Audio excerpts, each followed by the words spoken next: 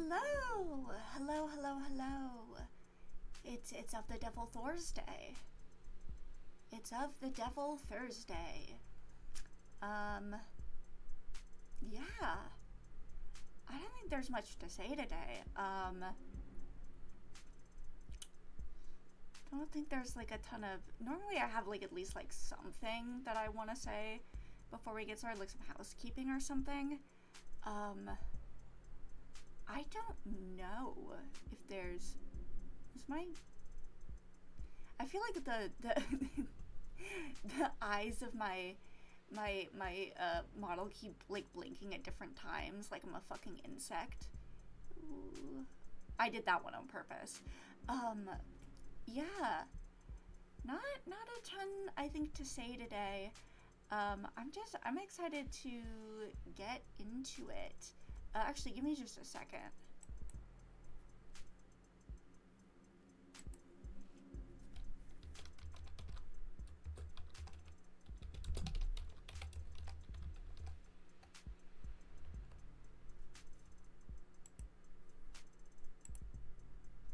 Okay, well, great, she's here. I literally just messaged in the chat where she was live blogging Persona 3. I was like, oh no, she can't hear me. She has Persona 3 in. Okay. I guess one housekeeping thing. This isn't housekeeping. This is just me talking. I have to. It is doing the thing. Anyways, I had to plug in my controller for this because my mouse is doing the shit. It was literally, it's been working fine for like the past week, and then when I fucking started to do the stream, like when I went to set up, it was just all of a sudden it was like I was gonna blow a raspberry, but it didn't. It was like I sound like fucking Eric Cartman right now. I'm not playing it yet, so yeah, it's fine. Anyways, I think I'm just gonna get into it.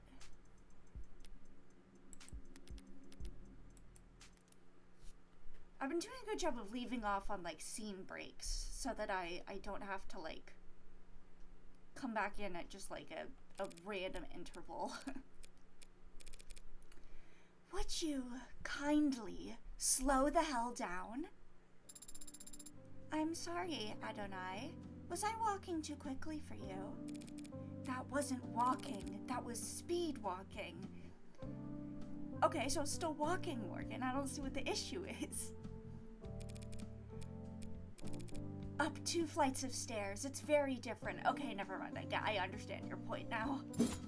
Speed walking? Sounds like a powerful technique. Is it like the Zhenjiao? Just let me catch my breath for a minute. Adonai, is it possible that you are out of shape? Me? No. But since we left the cab, your heart rate has... I'm not wearing the right clothes. Or the right shoes. Also, don't monitor my heart rate. Is that so? Yes. Also, I didn't stretch or hydrate, and the sun's reaching its zenith. That would have been several hours ago. Do you mean the air temp? You said it would be a short walk from street level, so I prepared myself mentally for a short walk. Then you took off like a rocket, and you didn't mention we'd have to go upstairs. Are you sure this place is even back here? The reviews online were quite clear. It's worth the trouble finding it. Maybe if you're a mountain climber. When I sent friend hunting for a musician in David's circles, I expected them to bring me someone from the city orchestra or jazz club. The champagne flute and a teacup kind of musician. But this is the tequila neon part of town. It should be in view if we turn. Adonai, be careful. Of what? It's a stray, and it's bearing its fangs too. Puppy! It could be carrying diseases. You should know. I'm gonna pet it. Relax. Adonai, lie, it's growling. It's not growling at me. See? So it's just me that it doesn't like. Too much static. How'd you get it to calm down? It's an animal, not a monster. It wants to be calm. Do you like animals? What kind of cold-blooded freak doesn't like animals? I mean, probably you.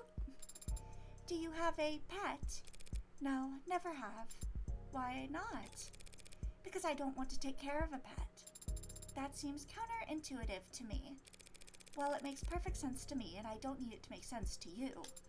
But you notice you're only this talkative when it's just the two of us? Just an observation. You shy or something? Did David program you to have android anxiety? You ruined a perfectly good android is what you did. You gave her anxiety. It's generally only appropriate to respond to comments that are addressed to oneself. Today, I have rarely been addressed directly by people other than you. In other words, you're shy. That is not what I... Can I try petting it? There's no law against it. Evil that they didn't show me the dog.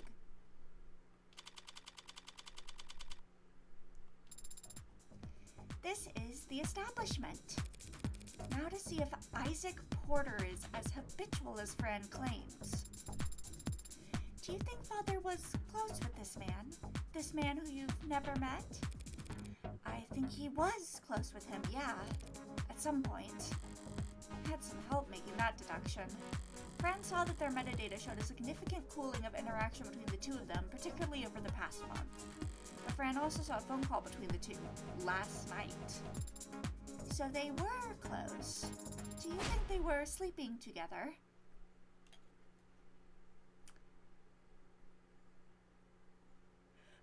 Sarah, who taught you that? Who taught you those words? Who? Honey, sit down. We're gonna have to talk about the birds and the bees. That is completely inappropriate for me or anyone to speculate about. Hey, could be relevant to the case. Could be we don't know yet. Could be relevant. Inappropriate? Adonai, it's only set... I'm getting a very important text message from my private investigator. Excuse me. Did you catch the killer yet? No. What the heck? I sent you his POS. I'm at his position. I haven't spoken to Porter yet. Anyway, there's no reason to suspect him right now. Lame. Surprised you're invested all of a sudden. Isn't David Asher a corporate sellout in your eyes? Everyone's a corporate sellout. But Asher gets respect. If I'm a demolitions expert. He's like a really good architect. That's almost sweet, I think. Asher started out working in Cube. So in the architect analogy, by today's standards, he's like, IDK. Why did I say it that way? IDK, as a kid he built all his bricks by hand, or something. You know that lit homework can help you with forming analogies. Eat this analogy. And I'm double bird. Flipping her off. Did that come through or did the characters break? It's supposed to be a guy giving you the finger. Oh, I was right. I'm so smart. I take it Cube is a programming language. What's special about it? Pretty much anything coded in the last 20 years is web-based. You code with the assumption that you'll always be connected. So you can depend on having fat libraries of references to lean on. And if something does go wrong, your errors get reported to you automatically. But not Cube. You can look it up. But basically Cube was originally for robotics and like machinery. Stuff that had to operate in mines. Under the ocean. Middle of nowhere fields with zero signal service. So Cube had to be self-sufficient. How rugged.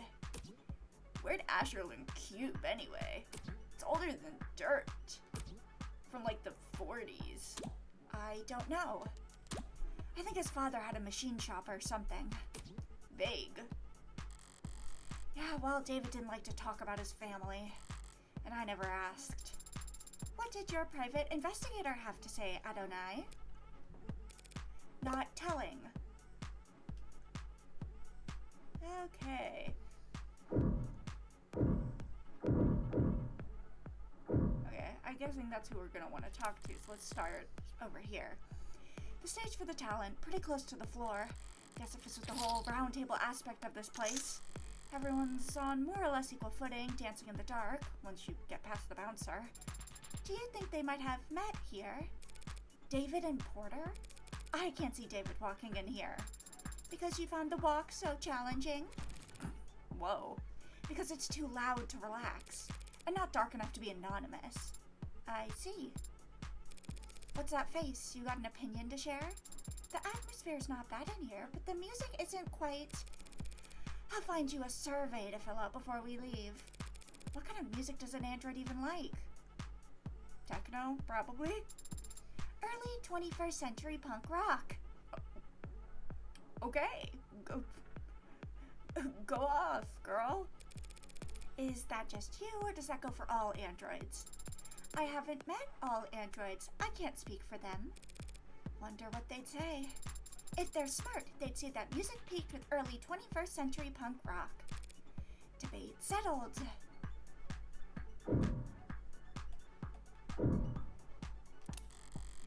A bar stocked full of colorful selections and busy bartenders. Hope this isn't the kind of club you can order food in. Only time bar food is any good is when you're drunk enough to forget the taste and the gap between chewing and swallowing. So you can, like, eat things? Yes, I can. What, like android food? There is no such product. So what do androids eat? Online user guides for Noble's warm models clarify that they don't eat anything in the traditional sense. They get their energy from electrical charging, usually wireless. Whenever they need to eat, it's to replenish scientific vitamins and electrolytes. Sounds a lot like what mod users go through with their sports drinks and energy bars. And charger separation anxiety. According to the net, warm androids can ingest nutrient-rich processed carbohydrate pellets if they need to forego electrical charging long-term. Processed pellets? You mean like kibble? Like dog food? No, it is not like dog food at all. Can you buy it from the pet store? It seems that you can. How is this something you have to look up anyway? Because I've always just eaten whatever Father gave me. Like what? Marbled beef? Never hydroponic avocados? Foie gras?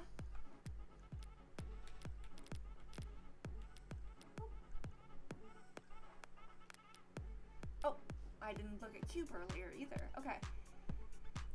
Oh, wait, I just realized this means we can't play with morgin. Well, I can if I start moving my mouse around, but I'm just not sure how well it's gonna work. And I kind of want to give my mouse a break if it's, you know, I say as I swat her around.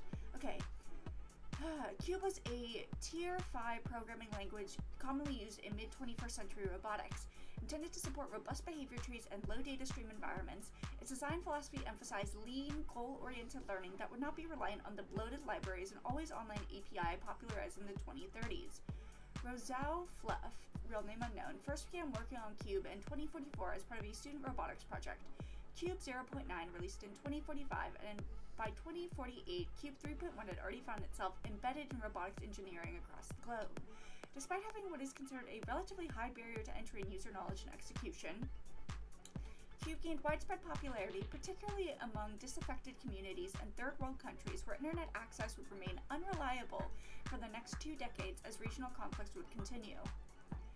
Infamously, Contra Fighter engineers utilized Cube during the 27-day siege to seize mechanized weapons from peacekeeping forces in a cyber warfare operation that is frequently cited as the key reason as to why the siege lasted as long as it did. Cube has not been developer supported since 2063 and is considered a defunct programming language. Because much of its documentation was never ported from the old net, and due to its incompatibility with tenants, there is little to no corporate interest on the ongoing grassroots digital archaeology effort to archive it. Okay.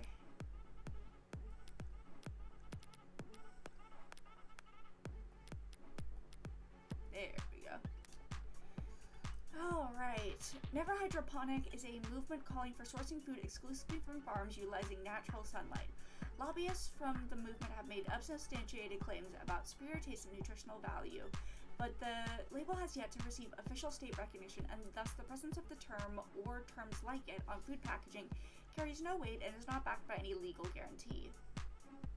One of a number of food sourcing movements that arose in the latter half of the 21st century as rising sea levels reduced the total amount of arable land across the world and shifted the global agricultural industry towards hydroponics and vertical farms, rural skyscrapers, where each floor is utilized for food production, saving on real estate costs and reducing the impact of unstable weather on agricultural output. Alright.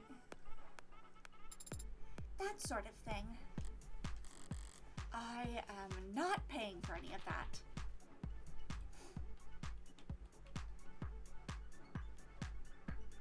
Anything else? Doesn't look like it. Okay, let's talk. That one over there, he matches the photo Fran sent. Should I approach now or look around some more? Okay, yeah, that's him all right. Looks like he's killing time before his sets tonight. Are you unsure how to proceed, Adonai? I'm sure that you need to hang back. As for me, I'll...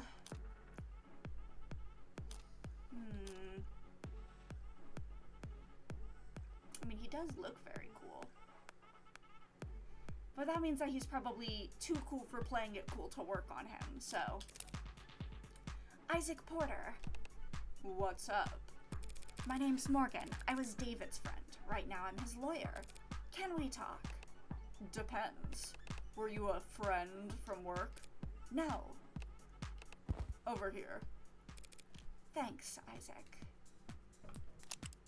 Alright. Isaac Porter. December 18th. Musician, bassist, likes itineraries, grilling, champagne. Dislikes resistance training, producers, ads. I see why you had her stay back then. The best at gift giving, the worst at folding laundry. It's not that hard, man. Why would you be bad at it? Favorite quote, I don't do requests.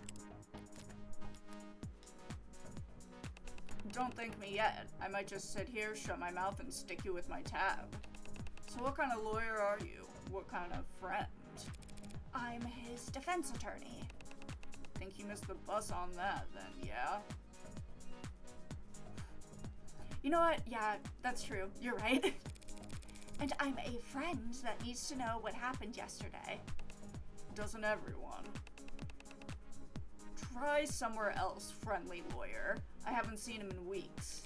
You might not have seen him, but we both know that you spoke with him over the phone yesterday. Only a short time before he died. How the hell? Isaac, it's pretty obvious that you don't want this particular spotlight to linger on you any longer than necessary. Oh, I left my phone over on the bed, so if I want a mod to get a bot out, I have to go grab it. I will do that when I go on break. So why don't we cut to the chase? No lies, no playing coy. Fine. Sarah? Yes, Adonai.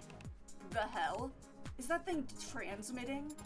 I am not streaming any data, no. Porter doesn't seem to recognize Sarah either. One more person David was keeping secrets from. I need to record everything for the court. Fine.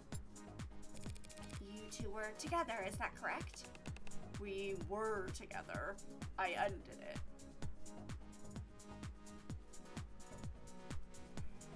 I don't know if that's tracking, but my eyebrows are going way up. Yesterday. Care to elaborate? On our entire relationship? Look, you can tell me everything once, and I can get it on the record. Sarah was right. Oh my god. Or you can hear the same questions over and over again from 1,000 different cops and Megs for the next 3 months. We met in a bar. I'd seen him come in a few times, each time with someone else. Each time talking with his mouth, but not looking with his eyes. It ticked me off. scribbling on napkins and letting his single gin and tonic sweat onto the table for 2 hours.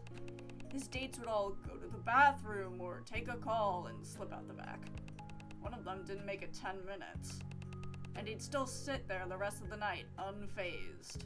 Couldn't tell if he was oblivious or stupid or shameless or the most confident man in the world. And he ticked me off. One night, things were slow and my set had been canceled and his date hadn't even bothered to think of an excuse before bailing, so I asked him why he'd insisted on coming there night after night. Just to ignore vapid people he wasn't interested in at a shitty bar with drinks he didn't like. Isaac David Asher was the most blatantly neurodivergent nerd in the world. That explains everything. It really does. And he just said, because I like your music. Man, did that tick me off. It was cute early on. Him being so passionate about work I could barely pretend to understand. And I liked that we gave each other space, you know? Felt like we were being mature or whatever. Until? There was no until. No one day where everything turned sour. But at some point I started to understand where his priorities were. And how I ranked in them. Like I said, he was passionate about his work. I just wrongly assumed that he would also be passionate about me at some point. So I pulled away a little, wanted to see if he'd notice, if he'd miss me. Testing him like that isn't the biggest red flag in the world. He never budged. I could ignore him for days and he wouldn't be the least bit ashamed to see me. If I picked a fight, he'd never get angry or upset, he'd just apologize. He didn't want to fight with me. Guess he was never invested enough to bother. It was my mistake. I watched him sit there all those nights not giving a shit when people walked away, and still, I had this stupid idea that somehow, for whatever reason, I would be different. That I would be special. But I wasn't, so I ended it. Last night. I called him. Didn't expect he'd pick up. I had everything prepared to leave a message with an assistant or ad or whatever. But he answered. First ring. Without hesitation, shame, or awkwardness. And that ticked me off. So I told him exactly how valued he had made me feel the past few months. I told him exactly how insignificant I felt as the boyfriend of the illustrious Dr. David Asher. And what did he say? He apologized. And then he asked if that was all I called to tell him. Woof. I hung up after that. Spent the rest of the night wrapped in warm disdain for him and his coldness. He had made that easy for me. I went to sleep hurt but clean, ready for something new. And then this morning I wake up to see that my ex killed himself not 2 hours after he let me walk out of his life without so much as a don't. What the hell, man?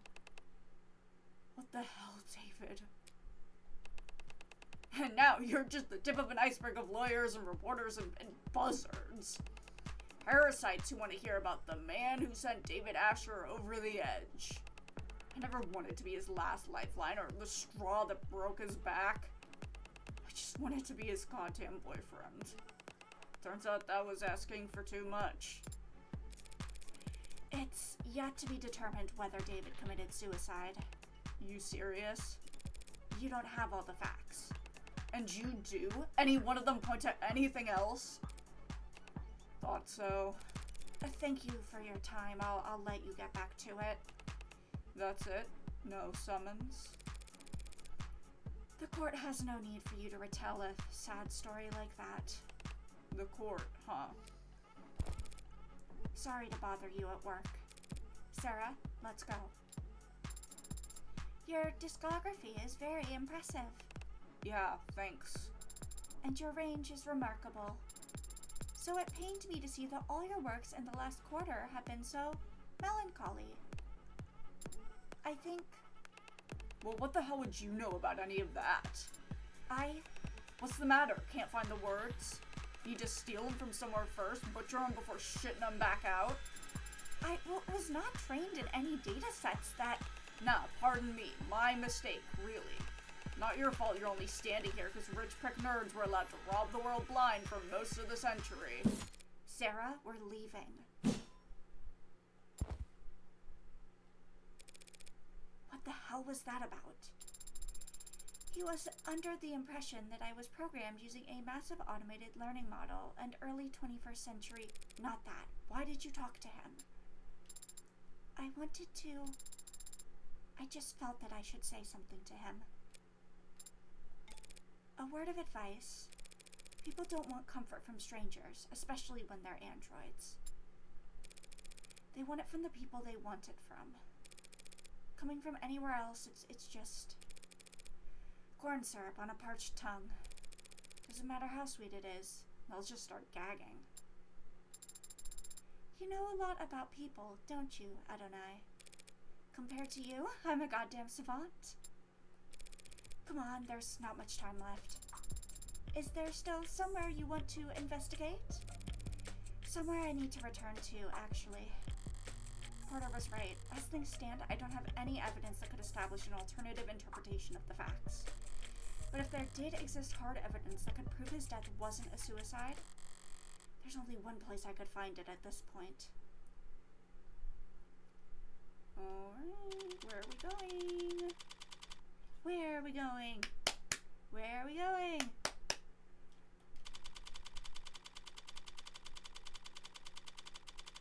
Oh, but we've already been here. The basement.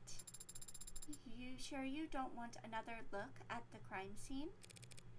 I'm all out of time. Gotta appreciate this from the other angle. The other angle? You know, inductive versus deductive, flip the chessboard and all that. Haven't you ever read a mystery novel? I've seen mystery films. Well, let's see if you paid any attention then. What killed David Asher? Poison. 10 points. There's a point system? Now how did that poison get into his bloodstream? He must have ingested it orally. And how do we know that? The medical examiner found no injection marks or wounds. And if he had inhaled it, why, leave the whys to someone who actually understands them. I won't be able to understand anything if I don't practice. Practice by answering my question. I suppose it's possible, but highly unlikely. We would have found a delivery system for it in the building, like an inhaler. Right. An airborne poison is either shoved in your face or sprayed over a wide area, and no one around David has shown any kind of symptoms. So all we're left is oral intake. Eliminating the impossible. What's next, Adonai? Young's corroborated statement was that David didn't exhibit any irregular symptoms or behavior until he started drinking that night, and the police didn't find anything unusual in any of the food or drink in his home. Except for his cup, the results were inconclusive. Young was drinking from the same bottle and the same type of cup but didn't get sick. We have to include then David's cup alone was poisoned. That all seems logical, and consistent with the police's theory of suicide. So why are we down here? Minus 10 points. Back to 0. David left the parlor and came back with whiskey and 2 cups. Young told us as much, and apparently the cameras upstairs support her story. So we have to conclude then that he got them both from this bar? Better, 5 points. Did he also get the poison from the cabinet?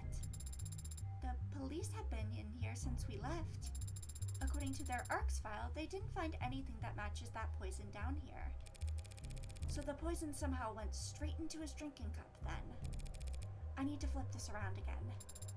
But if you turn something 360 degrees, you're just back to... If I were the prosecution, what would I want more than anything? Proof that David knowingly added the poison himself. He wouldn't do that. And you can make that claim because there's no video evidence to contradict you. How long was David off camera? From 7:36 p.m. to 7:40 p.m. when he left the parlor to get liquor from this bar. So if we have David on camera for those 4 minutes and he didn't poison himself in that time, he would have a perfect alibi for the crime, proving his innocence. But Adonai, we don't have footage of that. There are no security cameras down here. I think there are. What do you mean? This whole building is coated head to toe in penumbra security systems, courtesy of Noble. Every console, every corner, every android on every floor, it's all plugged into penumbra. Except that. That panel is manufactured by Cotter Security Systems. Why would David put a console for a different security system in exactly one corner of his penthouse? I've never given it much thought. Well, it's been bothering me all day. But my curiosity alone can't scale a 64-digit wall. You mean signal hijacking, or whatever you want to call it? Have you tried it before? It is illegal and unnecessary. Father would not have installed hidden cameras in his own home. At the end of the day, I can't make you do anything. Well, actually, I probably can, now that you're registered to me. But aren't you the one who wanted to prove his innocence? Eliminate the impossible. I will need your express verbal command. Not like David can press charges against us at this point. Do it. Did you really need me to say that? For the purposes of record keeping, yes. I've gotten past the 64-digit code, and I have found cameras. There are a number of them embedded into the room's walls and ceiling. As you theorize, they are on a separate network from the rest of the building. Where are they feeding to if not the penumbra system? Behind my hibernation unit. A false wall in the back of a safe.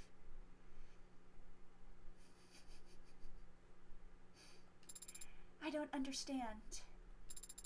Why would Father possibly have a hidden system of cameras inside his own home? Girl, he hid you. Beats me. He was brilliant and more than a little odd. Throw in a little money and odd becomes eccentric. I see. I think? I don't. The hell was he thinking? Oh, what? What was he afraid of? Why didn't he come to me for... Time short. Gather facts now and leave the computation for later.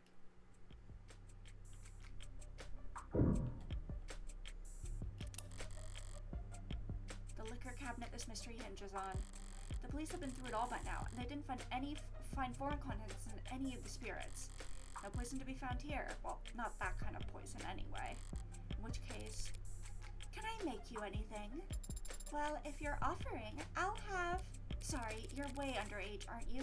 2 years old or whatever? Technically. Took that one a lot worse than I expected. Cheer up, maybe you'll find a mocktail if you climb to the top of the ladder. This is a rolling ladder, a kind of step ladder, not a ladder. Stop it! Stop it! Stop!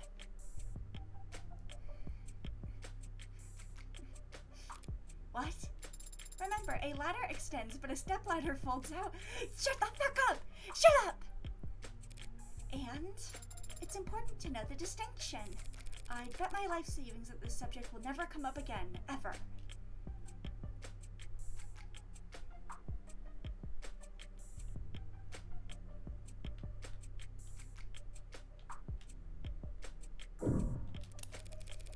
What did David even do with all this equipment? Dry his laundry? What makes you so sure he wasn't exercising? Did you ever see him use any of this crap?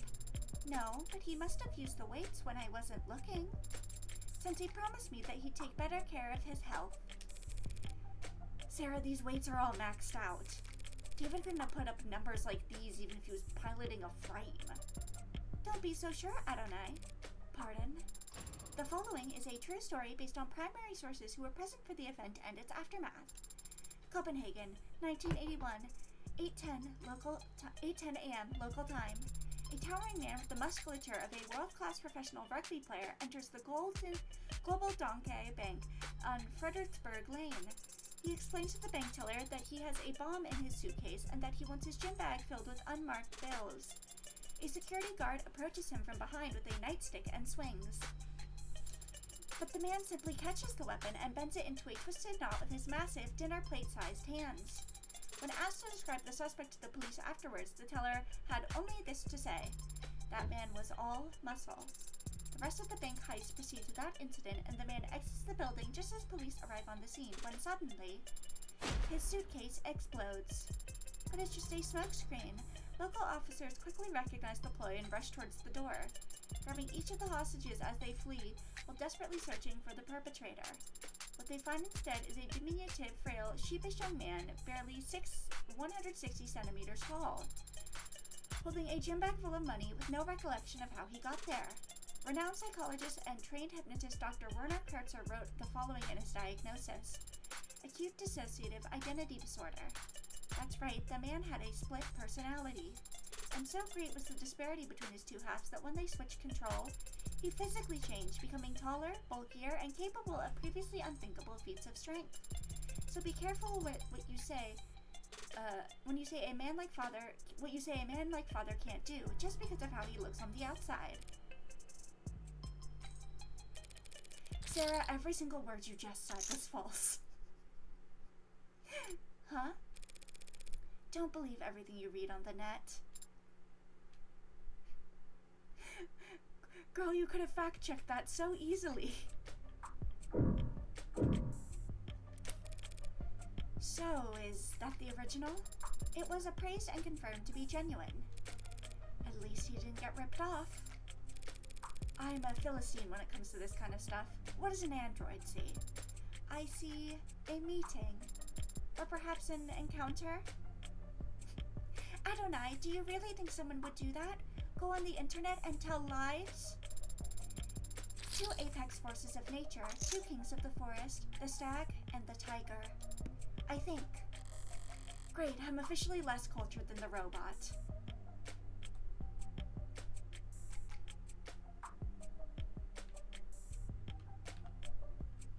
I don't look like there's much else.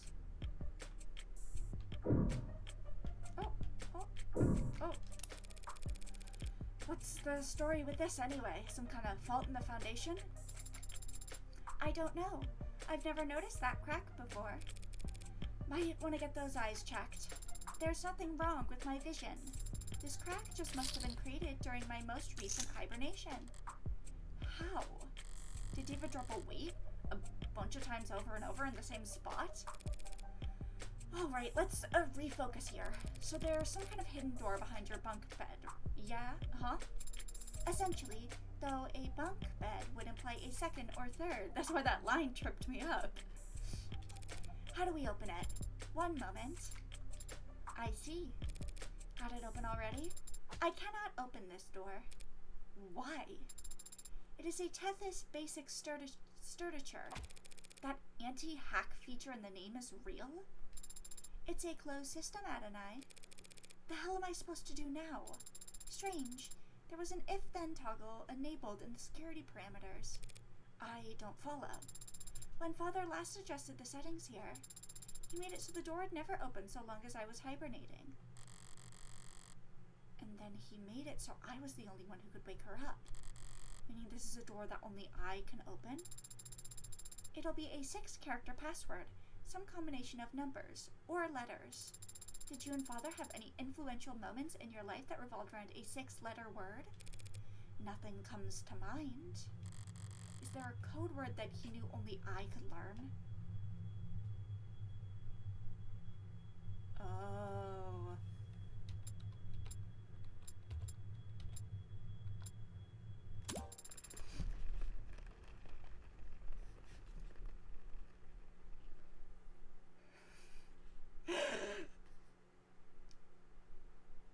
Hell yes.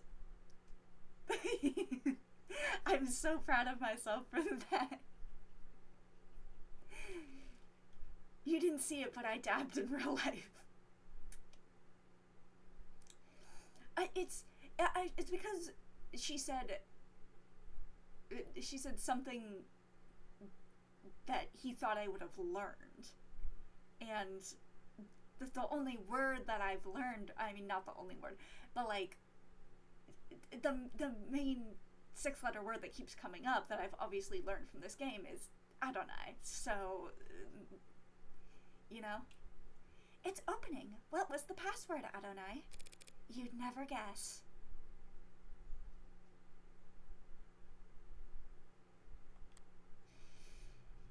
Did feel a bit out of character, David utilizing so much cloak and dagger tech. And I've definitely been struggling with the idea of him doing home improvement. One step in here and it all makes sense. It's a panic room. Scary. The panic room is the place for rich people to hide in when people start bouncing bricks off their windows. They're typically not even on the blueprints. So when Noble built this penthouse for one of their executives, someone slipped this into the mix, and it's remained in Noble's blind spot ever since. All David had to do was repurpose it. Make sure you're capturing all of this. I don't want to miss my one chance because of a discovery technicality. I understand, but you needn't specify. My memory is flawless. I can play back visuals, sounds, sensations. I can even give detailed reports on air particulates. You mean you can smell? Better than any human, and some canines. So does it smell stale in here to you? Stale? It doesn't to me, almost like someone's been in here recently. Almost like someone visits here frequently. Alright, let's try booting up the computer. You don't think the console is password protected? 2 physical doors, a 64-digit code, a half-ton android, and a secret phrase. If David set a password on his PC after all that, I'm going back to the morgue to have a word with him. I was gonna say, I'm gonna raise him back from the dead to kill him again. Good, it's already signed in. You're looking for camera footage? I'd also settle for a note plainly stating that he feared for his life. What am I doing? Here, you search for video files. They'll probably be time-stamped and formatted for short-range devices. I have the subfolder. The cameras stream live data constantly, but the files are clipped at fairly regular intervals. Once every week, it seems. The most recent video file here has footage going back 8 days. It was accessed yesterday at around 4 p.m. You were asleep then, so the only person who could get in here at that time was David himself. Alright, let's see it then. Of course, it's just that I am having difficulty. Try double-clicking? God, Morgan knows nothing about tech. Huh. I have been trying to open the files from the moment I discovered them, Adonai, but they are encrypted. Damn it, David, you leave me enough clues to get this far, but you won't let me use your computer? What's the brand on the encryption program? If I rush a subpoena, they might have a backdoor I could bluff them into. These files were not encrypted with any commercially available tool. This appears to be Father's own work. Shit. If David Asher handwrote the encryption on these files, there's no one alive who could... Hey, was Dawes just flattering you back there? Or is your processing power really that special? Adonai, Can you break his encryption, yes or no? With enough time. And how much time would that be? I would estimate it at 2 to 6 hours. That's a 4-hour window! No matter how sophisticated, encryption is still just code that must be deciphered. And when deciphering any code, progress proceeds exponentially, which makes it particularly difficult to determine the amount of time required to complete the process. 2 to 6 hours. I don't have any better options. Get started. I started 4 minutes and 23 seconds ago.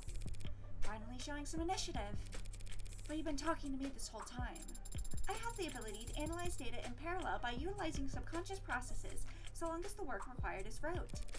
So you're doing it in the back of your head. Actually, I'm speaking to you in the back of my head. I could give the decryption process my full undivided attention, but I would become non-responsive. Hey, that's a pretty nifty feature. I'll have to keep that in mind. Alright, can you take this show on the road, or do we have to rip this computer out the wall and find a battery? I have copied the encrypted files and will work on them as we travel. We can leave whenever you're ready. Still can't believe David let me get this far just to shut the door in my face at the last second. But he did let me get this far. And the computer's not the only thing in here. The cabinets are a lot less eye-catching than his computer, but knowing David, that's all the more reason to check. Lots of paperwork, bonds and holdings, a platinum bar. His birth certificate might be nearly as valuable. Can't imagine what people would pay to steal David Asher's identity. And down here at the bottom, a binder. Noble's logo on the front and in the middle, enough pages to dwarf one of those phone books you see in period pieces. They're masking it in legalese, even on the table of contents, but basically, this is his employment contract. Hold on to this for me. It must be very important if you're giving it to me. It's certainly very heavy. Was there anything else in there? Expecting an updated copy of his will to show up? It is a possibility, isn't it? Maybe in a corny old murder mystery. A widely beloved and respected genre with over 2 centuries of there is something else, your papers. That Evangeline Morgan be given immediate and complete ownership of the android designated Sarah. It's dated to a few weeks back. Had he already made up his mind about all of this? If he had, why'd he hide this where no one else could find it? Was I just a backup plan? Well, at least we've got something a bit more concrete than Starling's word now. Her word should be plenty, shouldn't it? Not if people realize how precious you are. As a collector's item. We've yet to meet one person who knows what the hell you are. But Noble could have easily argued that you fall under private technology or physical holdings. Unless I had something like this. It's good that you do then. I'm glad that Father wanted me to go with a friend of his. Yeah. This'll get me a huge tax write-off when I donate you to a for-profit college. You could at least pick a charitable institution. It's just an old saying, all colleges have been for-profit since the 60s. That doesn't make me feel any better. You can cheer up in the car. He'll us a ride to the courthouse. Priority. There is an upcharge at this hour for priority transportation. That's irritating. But I'd like to have more than just a few minutes to prepare once we get there. The upcharge is a multiplier of 5.7. I'll prepare on the way over. Very good, Adonai.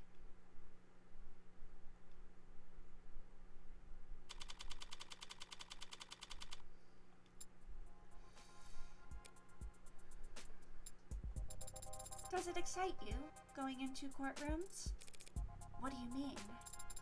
You don't feel the tension in the air as the audience murmurs amongst themselves? You don't feel a fiery sense of justice rising in your gut as the prosecution smirks at your ragtag assembly of witnesses? Do you really think this is going to be like some kind of movie where the good guys save the day? Probably not. Though that would be nice if it were. What's your deal anyway? Did David train you off of a movie marathon from hell or something? It's starting to seem that way.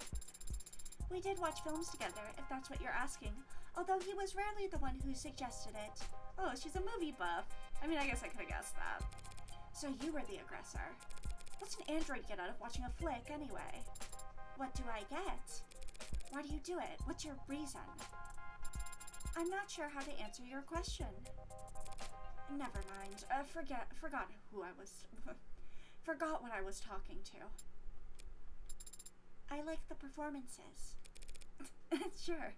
There you go. Got a crush on Humphrey Bogart or something? He's a handsome man. But it's not the actors I like so much as their performance.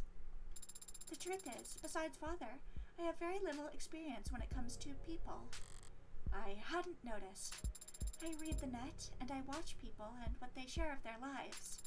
But it's also subtle, so hard to follow. There are so many unspoken rules that can't be taught, only learned, and I often struggle to grasp them. You're all so complex, so detailed. But the characters on screen are exaggerated, larger than life. The actors enunciate, their body language is precise and meaningful. Their faces are bright and softly lit, and their eyes are... It's fiction. So these characters and their stories, they have a beginning, a middle, and an end. And the people on screen don't ask anything of you, except your attention. You can't disappoint them or make them feel awkward. I'm not relating to this a little too hard at all. You can really tell the creator of this game is neurodivergent. You can just watch and learn. But what about you, Adonai? What about me? Do you like movies? Yeah, sure, back when I was a kid. Really? Who was your favorite director? What was your favorite film? It was a long time ago. I don't remember.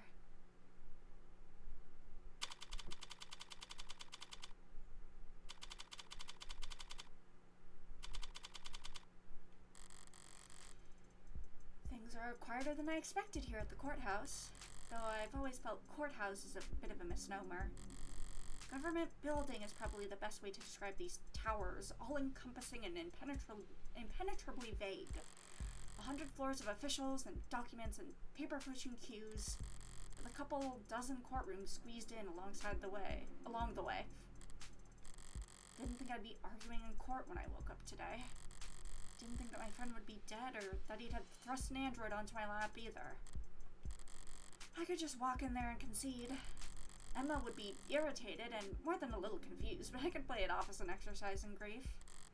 The android would complain, loudly, of course, but I wouldn't have to listen to it. Now that it's registered in my name, I could probably just order the damn thing to reset its memory. But I haven't done that. And I guess I don't plan to. Why? Must be because I have my suspicions as well. Sarah insists that David would never commit suicide, and I haven't actually stopped to ask myself whether or not I agree. David was rational, subdued, private, hard on himself, and not prone to emotional outbursts. So maybe that's why I'm finding myself outside a courtroom, prepared to humor and add suspicions before the state. Because I don't really believe David killed himself either. What's your progress bar at? I can confirm that I am making progress. Well, shit, let's not get ahead of ourselves. But it would be difficult to summarize that progress in terms of a completion percent. Give it your best shot anyway. 4%. Are you feeling confident in your case? Markedly less so after hearing that. Do you think the judge will be amenable to your argument? What are you talking about? Do you know the judge we've been assigned? Are they particularly lenient or strict? Adjutants are always a coin flip, so... You do know what an adjutant is, don't you? Are you expecting to see a bearded old man with a robe and gavel when we get in there? Should I not? Adjutants are android judges, okay? With all the authority that entails. Adjutants are automated dependents that preside over trials for the state. Most adjutants are designed and sold as software and then loaded onto courthouse-specific hardware, including android bodies. They can interpret trial proceedings and render judgment based entirely on stenographer records if need be, ruling on cases in an entirely digital capacity. Reviews of adjutants by third parties has shown that they are overwhelmingly more equitable and even-handed in their sentencing than human judges. Because they cannot be bribed or intimidated, adjutants are especially preferred for cases involving organized crime or corporate misconduct. Adjutants use a 9-fold personality engram for rendering their judgments and building consensus, known as the nonary system among software engineers. The nonary games. Because each of these 9 personas are constructed by a different think tank or institution from across the political spectrum, ideological contamination in adjutant units is practically impossible. Exactly. You can tell this person loves Uchikoshi. There have been a small number of reported cases where nonary processing has borne particularly enthusiastic or eccentric personas, presumably in an unorthodox, if not effective, attempt to reconcile particularly disparate opinions across their 9 constituent personalities with a single authoritative, loud voice. With the state's court backlog essentially cleared for the past half-decade, questions arose as to the continued need for adjutants to lighten the judicial system's human resource burden. But Senate Investigative Committee 74JD91 determined that removing adjutants from the legal system would be prohibitively expensive at this point. I am surprised to hear that people are willing to accept rulings made by automated dependents. Rulings come from landmark cases in the higher courts. Those are passed on by actual judges, or real people with decades of study and experience. But not every eviction case or traffic ticket that ends up in court requires years of legal expertise. Sometimes all you need is a referee and a sentencing algorithm. So, androids are used to reduce caseload. Been that way for decades. But how was a law that replaced judges ever enforced? Wouldn't there be injunctions? Stalling? Judges did fight it for years at every level and in every theater. But the public lost their patience for that kind of obstruction during the 60s. The state needed to shred budgets across the board, and so judges that couldn't be replaced by years of legal battles were instead ushered into early retirement by the unrelenting force of our great nation's accountants. And it's not controversial, having machines determine sentencing for human beings. Whatever controversy there is, it gets aimed at the machines, not the people who put them there. And the machines can't lose sleep over it. Besides, used to be that even the most high profile of crimes wouldn't get a court date until weeks or months later. Nowadays, most crimes are prosecuted within a single business week. And that's not rushing things.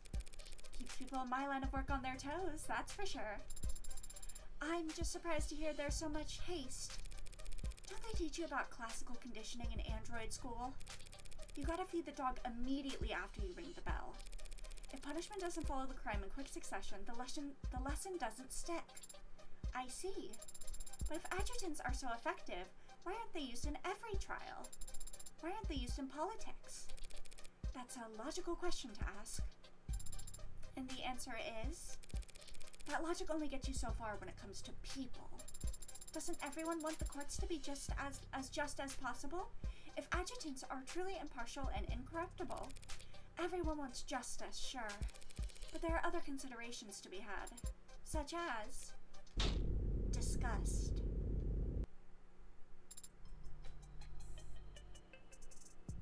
It's so incredibly convenient that this baby android only has knowledge of the outside world based entirely on old TV. Great opportunity to exposit world building. It's okay, Sarah. I'll show you the world. I'm gonna teach you so much, baby girl. What? That's all people really care about, what their morals boil down to. Just what they do or don't find disgusting. Only problem is, everything's more palatable when viewed through a screen. So when everyone sees the world through AR and cameras and no one ever gets dirt under their fingernails, you'd be surprised what you can get away with. I don't understand. Yeah, well, therein lies the problem.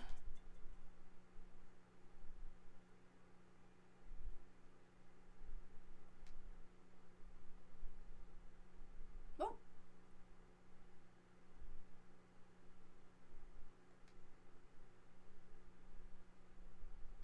There we go. Okay, it freaked out for a second. Hold on. Let me just make sure everything's still... Okay, yeah, that looks good. Let me see if there's anything else. Do I just have, like...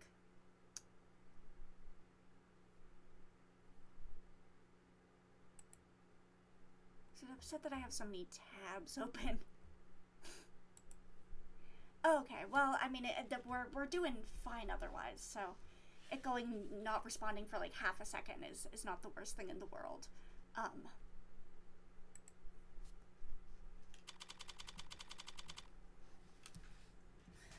Oh, there she is! Just a preliminary hearing, huh? You wouldn't know it from the look on her face. But I shouldn't have expected any leeway once we stepped into the courtroom. Not with her. That's the adjutant up there. Is it asleep? It's loading. It needs to load? Don't be rude. Not every ad can afford to be decked out as extravagantly as you. Oh, okay. Okay, it's a common bug. Good to know. Okay, not on my end. Especially not those the state buys in bulk. There's an audience. You mean the gallery? That's nothing. It could have been a lot worse. Word of any trial in the case of David Asher's death must have spread like wildfire, even a mock trial like this one. Detectives like Ray's or London would get chewed out for leaking things to the press. But uniformed officers had little to lose and a lot to gain by dropping a text to their attentive friends in the media. Is it just when loading into the courtroom? Or... because I haven't experienced it until now. And then there's the corporate plants. Interns, usually. Preferably ones with modded eyes. It's illegal to film inside a courtroom. Happens with loading new scenes, some more so than others. Okay, so I'm gonna guess the courtroom is a particularly tricky one for the game to load. But this is the year 2086. Things are gonna get out one way or another. I don't like having my face on camera. I don't like attention in general. But I'm not such a coward that I'd skip David's funeral just because there'd be paparazzi outside of it. My pretty little likeness was going to end up in the background of some tabloid photograph one way or another by the end of this circus. At least this way, it's decent marketing for my legal services. What will happen once the adjutant finishes loading? How will the trial proceed? With all those films you watch, I figured that you could extrapolate. I am asking so as to correct any misconceptions. Well, not everything you saw on the silver screen is outdated. The court will come to order, and there will be a clarification of the charges. The defense enters a plea, and if it's not guilty, the prosecution begins making their case. That means calling witnesses to the stand, correct? Mostly. Sometimes they'll testify virtually from a separate location. Depends on the security concerns surrounding the particular individual in the case.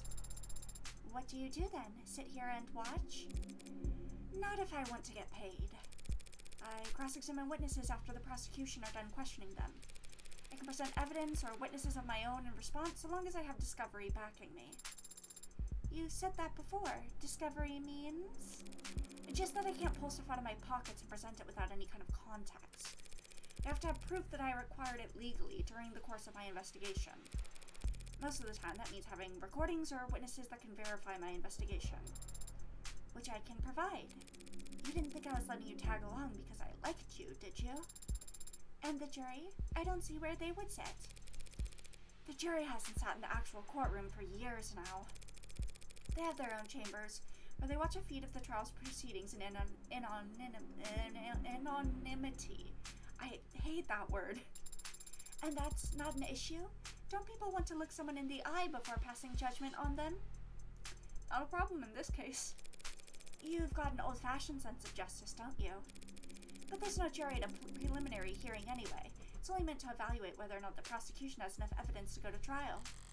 A mere formality in today's day and age. With tools like optics and arcs, there's never any shortage of evidence to work with. So all you have to do today is convince the adjutant? Easier said than done. Adjutants lean heavily towards evidence over arguments. And right now, all the evidence suggests that David killed himself. If it's going to be an uphill battle, I can't afford to stumble. I need to focus on establishing an alternate interpretation of the facts, and it needs to be solid. But I don't have a suspect or even a motive for killing David. Yet. Anyway, I'll need to be sharp. Emma doesn't play nice enough for me to be anything less. I think it's waking up. Okay, I've heard a little bit about what this character's personality is like, so I kind of know the realm of which I will go for a voice with her. This third lower court is now in session. Adjutant AD-84 presiding.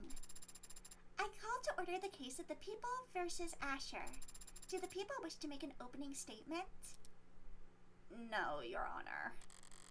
No point in bothering when it's just the adjutant here. Very well. Do the defense wish to make an opening statement? Not at this time, Your Honor. Might as well ring the bell and get this shit show start. If neither the people nor the defense wish to make an opening statement, then it falls to me to set the stage. My model name is Adjutant. My unit designation code is AD-84. I'm a machine, an automated dependent, and I serve the state by presiding over trials. You might find yourself wondering, why? What gives a machine the right to judge a human? A fair question, but the answer is simple. In every culture, in every society, no matter how much it is worshipped, enshrined, or deified, justice has one defining quality. Justice is beautiful. Like a balanced equation, like the golden ratio, like the Vitruvian man, justice is beautiful. So what gives me the right? This gorgeous bod. Whatever, forget it. Forget I said anything. I was trying to lighten the mood, but I can see everyone hates me. Do the trial without me. They're guilty or whatever.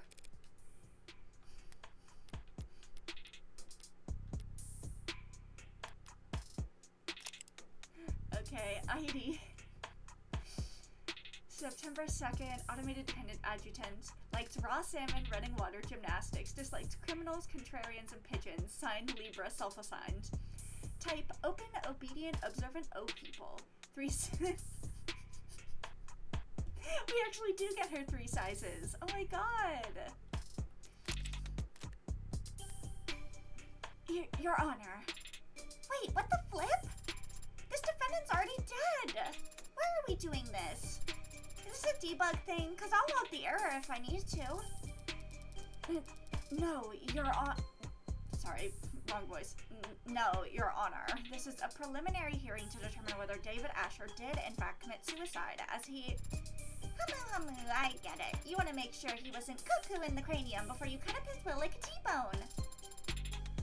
I didn't realize adjutants were so lively.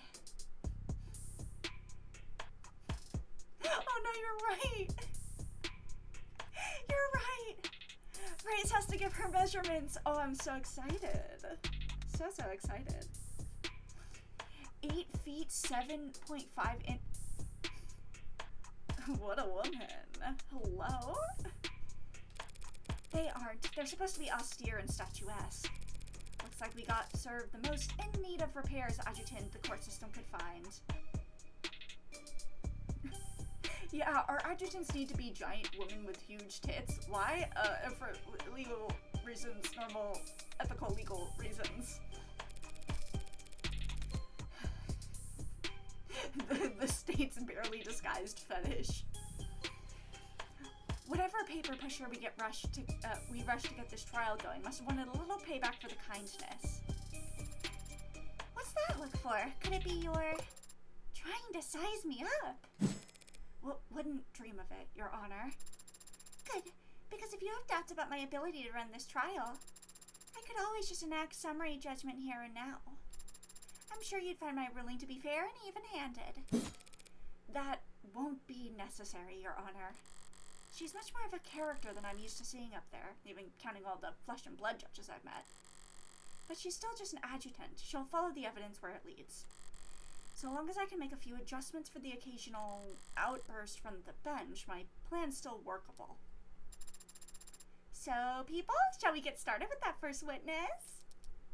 Right away, Your Honor. The people call Dr. Yumi Sato to the stand. Yay, Yumi! It's Yumi.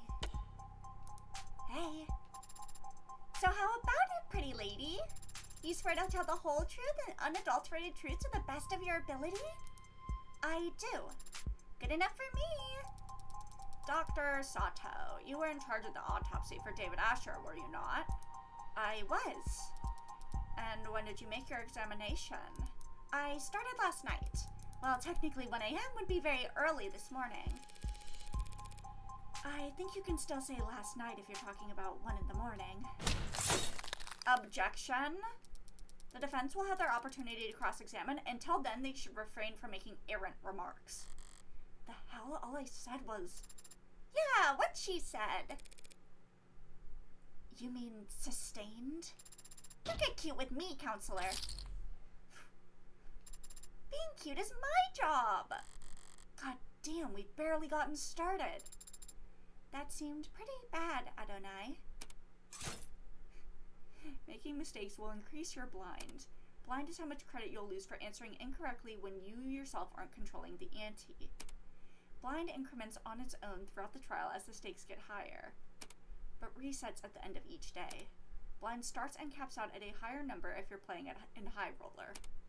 Mind the blind number in the top left when it appears. It helps you gauge what you stand to lose.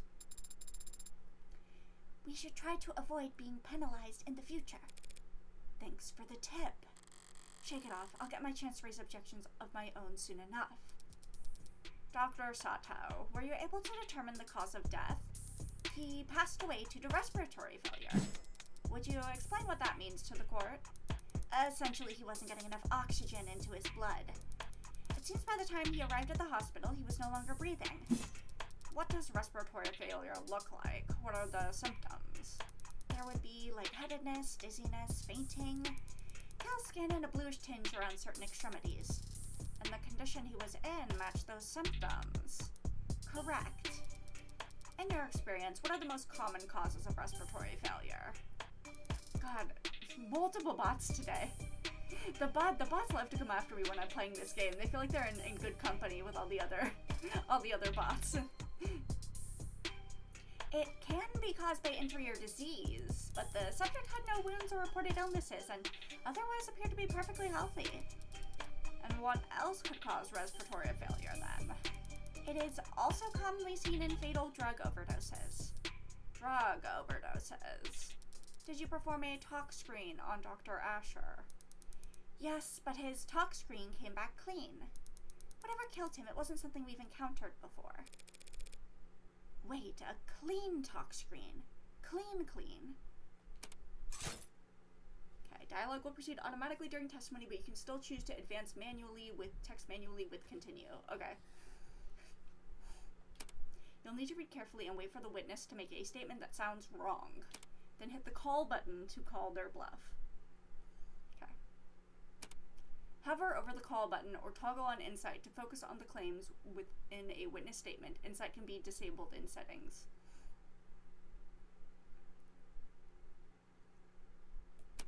Testimony will loop until you call. Very Danganronpa. I can't let this chance slip by. I need to catch her mistake the second it comes out of her mouth.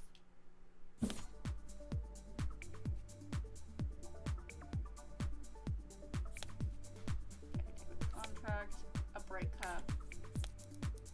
The subject passed away due to a respiratory failure. Essentially, he wasn't getting enough oxygen into his blood. He would have experienced lightheadedness, dizziness, then fainting.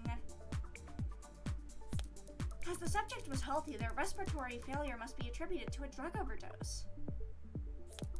But when a tox screen was run at the hospital, it came back clean. It was puzzling, to say the least. Something she said just now doesn't make sense. I have evidence that directly contradicts her, so I just need to find the right moment to present it. Okay.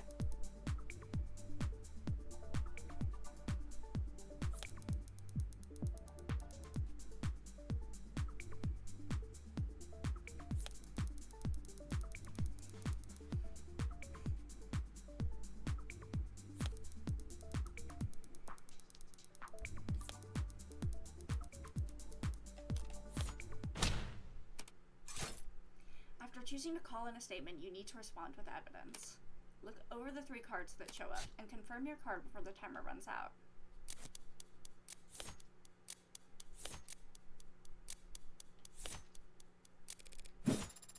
Oh! Whoops. Okay. I didn't realize how fast that was gonna go.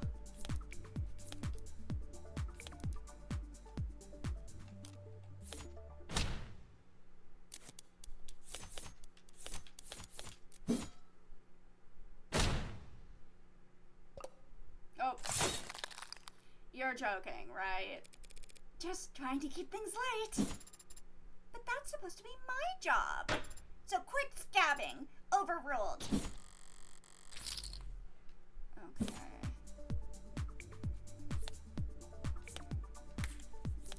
Maybe supposed to use the whiskey instead.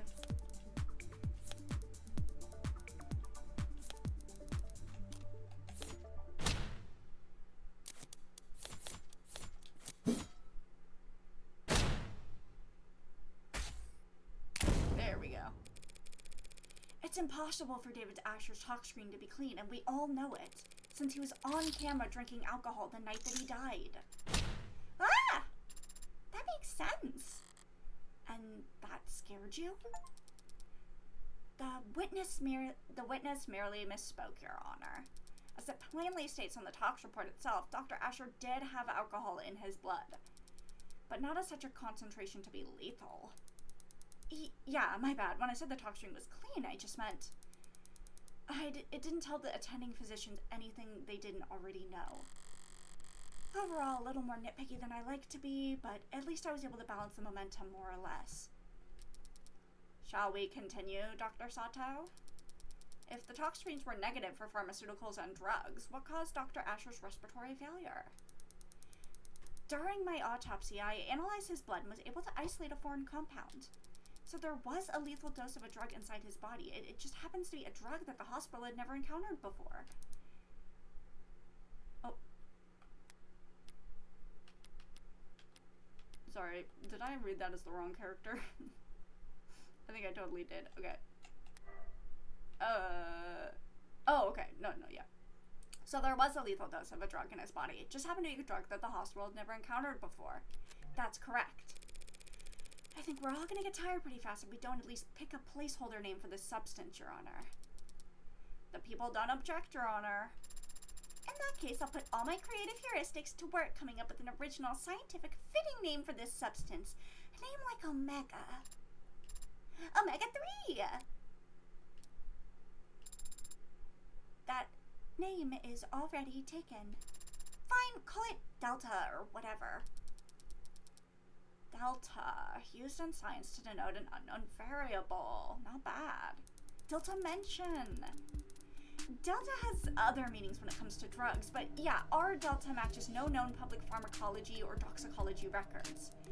That being said, chemically, it does have all the hallmarks of a general depressant. Delta relating to THC.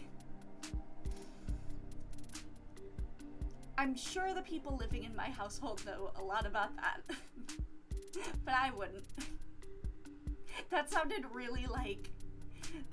so, suspiciously specific denial. No, I happen to be the only person in my household who does not smoke weed. All of my family members do. I'm the one straight edge. The one time I tried it, I had some, and then I was upset that I couldn't focus enough to read Shakespeare. So, that tells you all you need to know about me. I know the feeling. See, she gets me. So it stands to reason that it would exhibit a similar effect on the body when ingested. You say ingested. Why? I eliminated all other possibilities during my examination of the body. He must have swallowed it, and judging from his stomach contents, it must have been a liquid. Thank you, Dr. Sato. Shall I summarize things for the court? Yes, please. I wasn't listening that closely. The victim died of respiratory failure, and his tox screens show that his blood was clear of anything that could cause respiratory failure, except for this unknown substance, the poison we've labeled Delta. Well, that sounds like a textbook suicide. Should we wrap it up here? Not quite yet, Your Honor. This may clearly be a poisoning, but there's at least one detail about this case that doesn't feel like a suicide at all.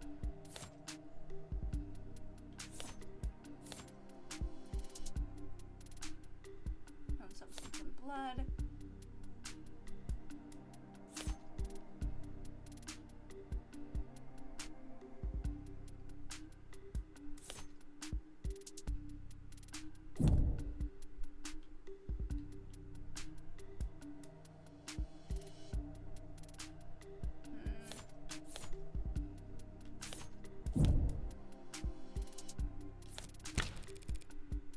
People shouldn't get ahead of themselves. There's nothing textbook about a supposed suicide that had a witness standing there watching it happen.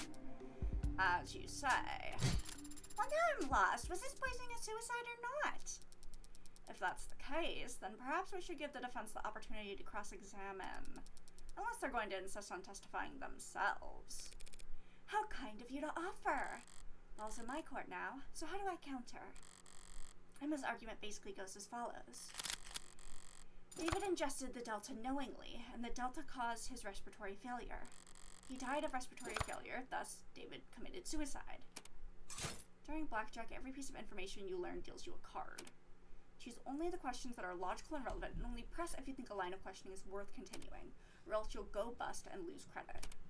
Select the press option to see what the follow-up question would be. You can only win blackjack when you reach exactly 21. So don't press further if you're already there, and don't ask the wrong questions. With my cross-examination, I need to put a microscope over the weakest point of that, or part of that argument, and hope that some cracks will appear under pressure. Are you sure it was ingested? Dr. Sato, you said that the subject had to have ingested the delta orally. But how sure can we actually be about that? Pretty sure? I mean, I could go into detail about all the cavities that I checked, but...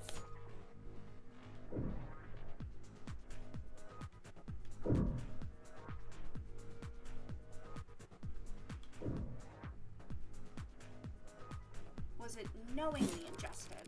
But how sure can we be that the subject ingested the delta knowingly? Oh, well, we can't be sure of that. Certainly not just from an autopsy. You said it must have been a liquid, yes? Would it have been a large amount? It depends on the concentration of the delivery solution. Depends on the concentration of the delivery solution. Could have been just a drop. The kind of thing that could easily go unnoticed, yes? Calls for speculation, Your Honor.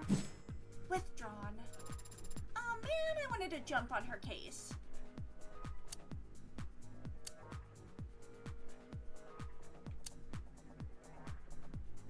I mean, yeah, I would say it was definitely respiratory failure. I trust her point on that. Are you sure Delta is to blame? Dr. Sato, you were only able to even identify the presence of this delta after hours of work. Can you really be sure that this never-before-seen chemical can cause respiratory failure? Well, I have had time to run simulations, and they do give every indication that it would act as a depressant. And just enough of any depressant and respiratory failure would occur.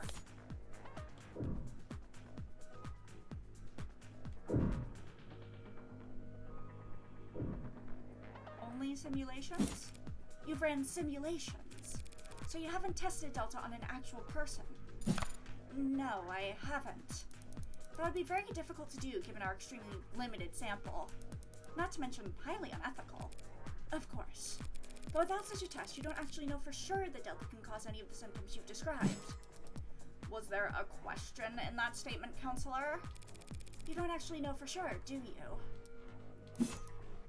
No, not yet anyway. Seems like that's... blackjack. Thank you for your time, Dr. Sato. We all appreciate it. But it does seem like we're still in the dark about many details regarding Dr. Asher's death, wouldn't you say? Well, poisoning via the compound we're calling Delta is still the most likely explanation. So there are other explanations for what happened? Defense is calling for speculation, Your Honor. It's not speculation when a medical examiner is attempting to explain the cause of death, Your Honor. The witness will answer the question. Well, respiratory failure can be caused by illnesses. If he had undiagnosed pneumonia or some other disease and his respiratory system was weakened. Undiagnosed pneumonia with his level of health care? It is technically possible. I'll take it. I have no more questions for this witness. Ugh, that felt weak, but I can't be picky when I'm stalling for time. Seeding doubt wherever I can, however I can, is just about all I can manage. Detective Reyes, you are one of the leads in investigating this crime scene. Yes, ma'am. And did you interview the EMTs who first arrived on the scene? I did. They responded to an emergency signal from the home security console located in the kitchen. Well, what did they find when they arrived on the scene? The victim was unconscious on the floor of his parlor. He was receiving CPR from a witness, the individual who had called them. They were both airlifted to Gatesfield Memorial Hospital, and Dr. Asher was declared dead shortly after arriving there. She's actually handling herself pretty well up on the stand. I half expected her to roll her eyes during the swearing in. But when you take into consideration her love for boot-heel authority, she might be right at home here in the courtroom, the very seat of the state's power over the people. The witness met with the deceased about half an hour before he fell ill, from 7:30 to 8 p.m. The two of them talked for some time and shared a drink. Shortly after, Dr. Asher became distracted, lightheaded, and eventually non-responsive. And during the same time period, drinking the same liquor, this witness exhibited no symptoms themselves. None. Through a collaborative effort with Noble Electronic Security Division, we searched the entire building, but we found nothing unusual in any of the food or drink on the premises, including the bottle that the witness and the deceased drank from. So what was your ultimate conclusion after investigating the scene? The whiskey bottle was clean, the witness's drink was clean. Only person who got sick was Dr. Asher, drinking from a cup that he had prepared. So it was our determination that David Asher committed suicide by poisoning himself. She's pretty tight-lipped up there, but I think she slipped up at least once. The police want to claim that they've eliminated every other possibility and covered every angle. But I know that there are a number of blind spots that they're not willing to admit to.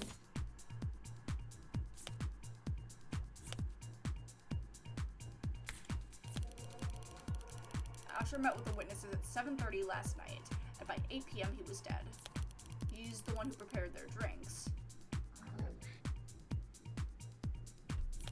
And there was no opportunity for the witness to ever slip him something. He drank from a cup that he himself poisoned.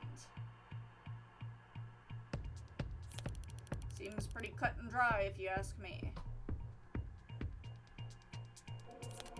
But just to be sure, we scanned the kitchen, the lab, the basement, and there was no poison anywhere else. She slipped up there and made a claim she can't actually support. All I need to do is point it out, and then I'll get to watch her self-destruct, which it should be fun.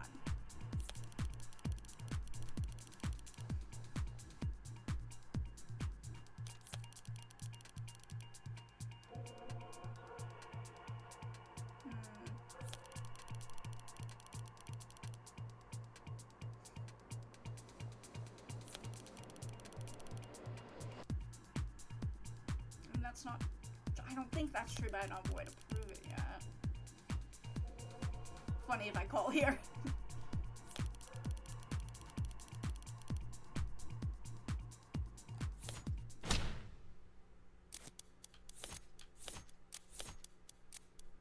Oh, I don't know.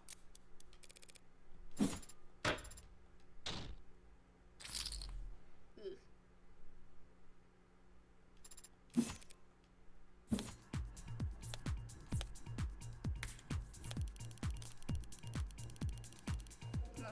True.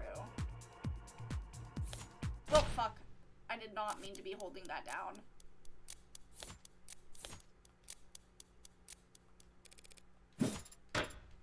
Whoops.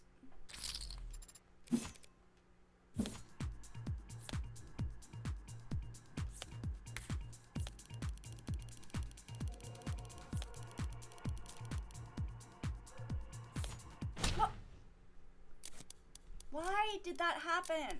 I did not press the button at all this time. Okay, let me make sure that my thing isn't broken.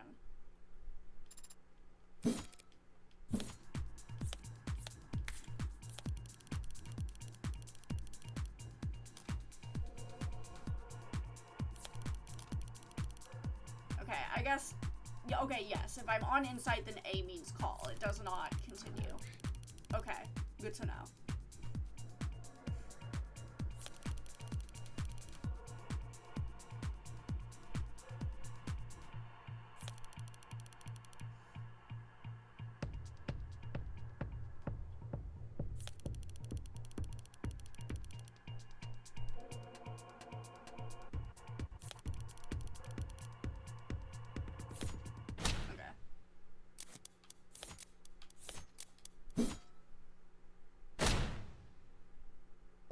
God damn it. That's cute, counselor. You almost made a salient point. Do I get points for that? Boy, I hope not. Otherwise, I wouldn't get to do this. Overruled. Okay.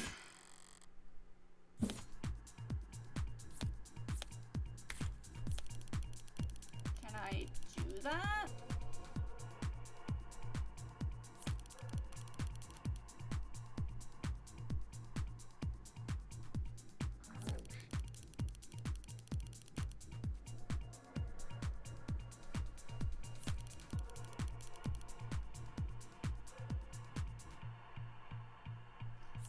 Oh, okay, I see what I'm supposed to do now.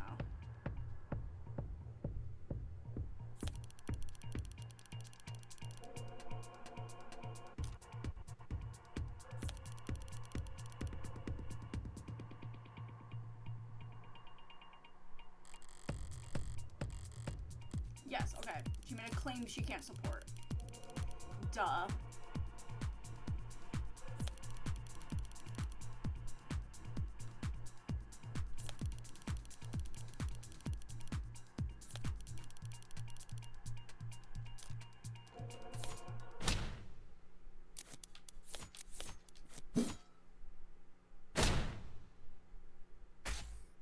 There we go. You can't make that claim, not when the evidence record clearly shows that tests of Dr. Asher's cup were inconclusive. The police can't claim he drank from a poisoned cup without first proving that his cup was in fact poisoned. You're talking a lot of sense, lady. Does it resolve, or do you have a response, D.A. Rockford? Testing on the deceased cup has been inconclusive so far, Your Honor. I don't dispute that. Though I'd be surprised if the defense has any idea how else the poison could have possibly been delivered to Dr. Asher alone. Not at this time, but that's the funny thing about the burden of proof. It's not on the defense. As we're all aware. Right, we all knew that. I definitely knew that. Now, if the people are done bemoaning that pesky innocent until proven guilty issue, perhaps I could begin my cross-examination? Fire away, baby! Fire away, baby. Ray's testimony is not to show that David's the only one who could have poisoned himself. She'll be on guard and hard set against helping me, but if I keep her focus on eliminating other possibilities, I can get her to make my point for me before she even realizes what's happened.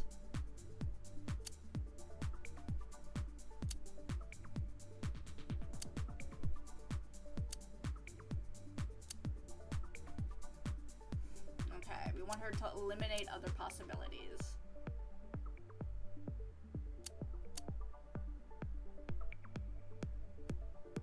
Okay. Was he ever seen poisoning himself? Detective, we've been doing a lot of assuming and reasoning in quick succession, so I'll ask this plainly for the court. Is there any photographic evidence showing David Asher adding anything to his drink that night? No. Seems he had already poured for the both of them by the time he returned to the parlor. He had already poured. In that case, the next questions need to be when and what.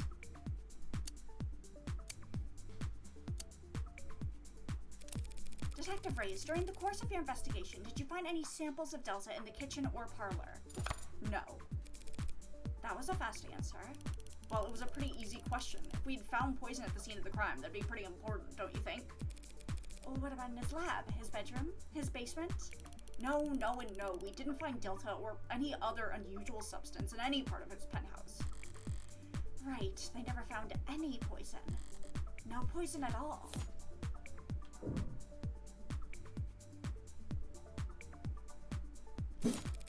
At any point in the investigation was poison found on the body of the deceased? No. He must have been searched. Did he have any capsules or vials, eyedroppers? Didn't even have his wallet on him. Why?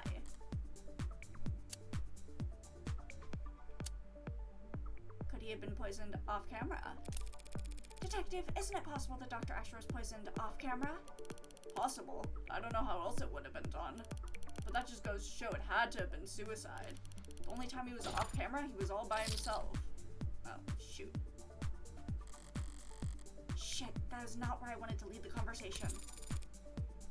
It might certainly seem that way, yes. The only people you saw on the cameras that night were Dr. Asher and his witness, correct? Yeah, there was no footage in the house of anyone else. Are there any parts of the house that aren't recorded by camera? Sure. There are a number of rooms in the home's interior that don't have cameras in them. So it's possible that there were other people there that night, because cameras weren't watching every room. No, that's not possible. The only way up to the penthouse is through the building's elevator or the fire escape stairs, both of which are on camera. And that still wouldn't get you past his front door, which is also on camera. No one besides the two of them were there that day.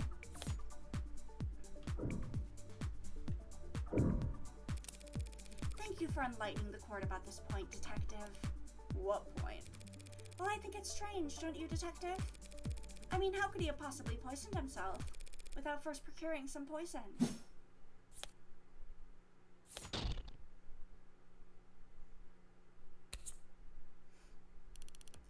What do you mean, procure?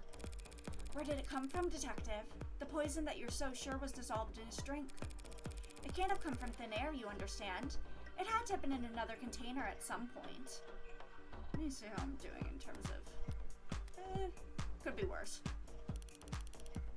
Whatever was in before, it probably evaporated. All of it? It only took a small droplet to kill.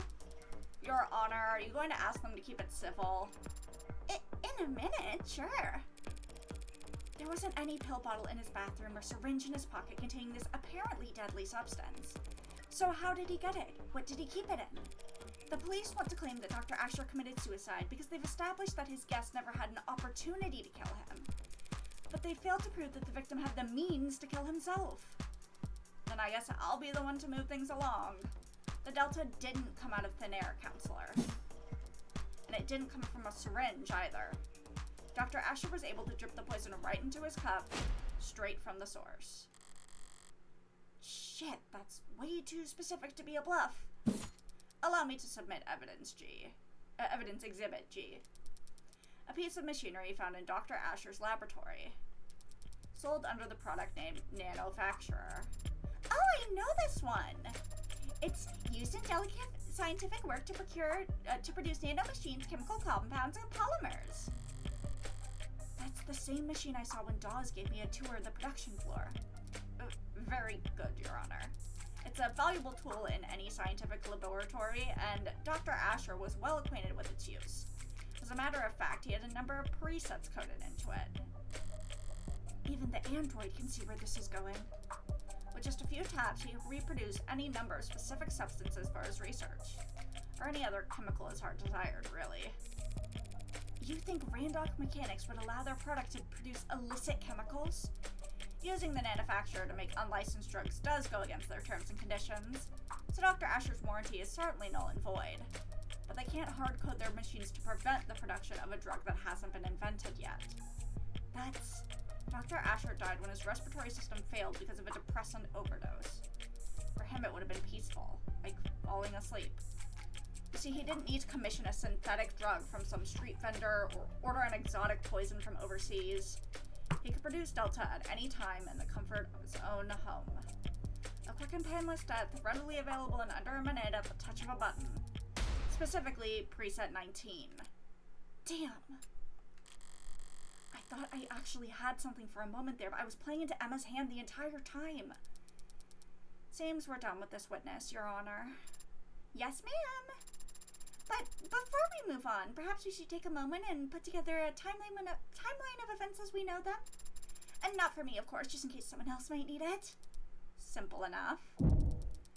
We know that Dr. Asher left the parlor and went down to the basement at 7:36 p.m.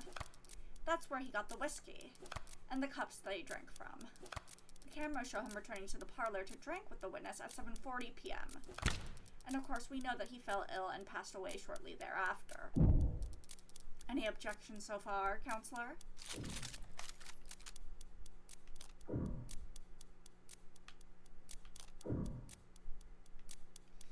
She has the timeline correct so far. Not at this time, no. The timeline you've described is accurate, as we know it. As you say. With this latest piece of evidence, we now know that Asher could have easily dispensed the poison directly into his cup by placing it inside the nanofacturer, activating the preset, and simply waiting 2 minutes.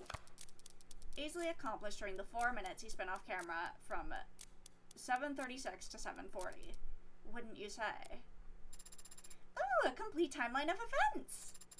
He had the means, he had the only opportunity. Seems like we're about ready to wrap up here now. Where are we on that loading bar of yours, Sarah?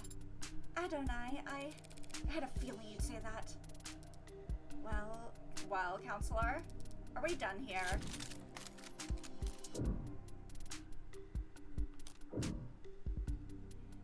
Emma's argument is missing something. Feels like we're missing at least one biggie here, folks. namely motive. Oh, right, I knew that. I wasn't getting excited to finish early or anything. This is a preliminary hearing, counselor. Our focus should be on the evidence, so... It just feels like an awful waste of taxpayer dollars to get us all down here for the debate and not get to the truth of the matter, you know? So, I was hoping we wouldn't have to go through this next part. Oh, what are you talking about? Your Honor, if it pleases the court. Ooh, new evidence? Gimme. This is a recording of a phone conversation dated at 6:30 p.m. last night between the deceased and a man he was in a relationship with. A man named Isaac Porter. Porter and David's breakup call? If Emma wants to present it here, now, then the content must be relevant, Your Honor. Yeah, that. What bearing does this recording have on the case at hand? It establishes what emotional state the deceased was in on the day he died. Cool, begin playback. Hello? Always so soft-spoken. Isaac, you there? Yeah, I'm here. What's wrong? Don't know, because I wasn't expecting you to pick up. Why not? Did you mean to call me? Yeah, I did. You gonna ask me how I've been? Yeah, how you been? Christ, David. What's the matter? Whatever it is, whatever I did, I'm sorry. Whatever you did? That's alright, man. I'm sure you are sorry. I just don't want any more apologies from you. I'm sorry. Okay. And I don't think I want anything from you anymore, David. What do you mean? I shouldn't have done this. This was unnecessary. My bad, man, for not taking the hints. With you, it's always better left unsaid, right? More efficient that way, so you can keep working. Isaac, if I've been distant with you, or... Nah, you haven't been distant with me, or cold with me, or anything with me for a while now. Isaac. Just forget it, man. Forget I called. Forget it all, yeah? Let's just forget we were ever anything but strangers. That's all we are now anyway. Isaac, recently I've been distracted, I know. Nah, don't worry about it. Really, we're good. Oh, okay. So do you need anything, or should I? Where did you even get this? All of Dr. Asher's incoming and outgoing phone calls were recorded by the building's penumbra system, and the recording continued for several seconds after each call was ended, for quality assurance. Remind me to check the terms and conditions on my next phone bill. Shall we hear the rest? Gotta be the last time. The last time I let someone... The last time. Father... It might just be a call, but it makes for pretty damning evidence at this point in the discussion. Emma's got her means, opportunity, and motive all lined up. So why is she looking at me like that? That was depressing. Frankly, Your Honor, if I fumbled a man like that, I'd kill myself too. Can we finish up without anything else that horrible? Emma's never been apologetic in victory. So does that mean this is just... pity? Less than 2 hours before David Asher died, Isaac Porter ended their relationship over the phone. The court can make a reasonable assumption about what kind of mental state Dr. Asher was in last night. That was a bad move, Miss Rockford. Then, if the people have nothing further to add... I've been feeling off my game all day. Caught between corporate inbreeders and ant-brain protesters and... But pitying me? Here and now. That's all it takes to get my blood properly boiling. It's about time for me to call my first witness, no? You want to keep going after that? What are you doing, counselor? Just calling the ultimate silver bullet, rock-solid, slam-dunk witness a girl could ask for.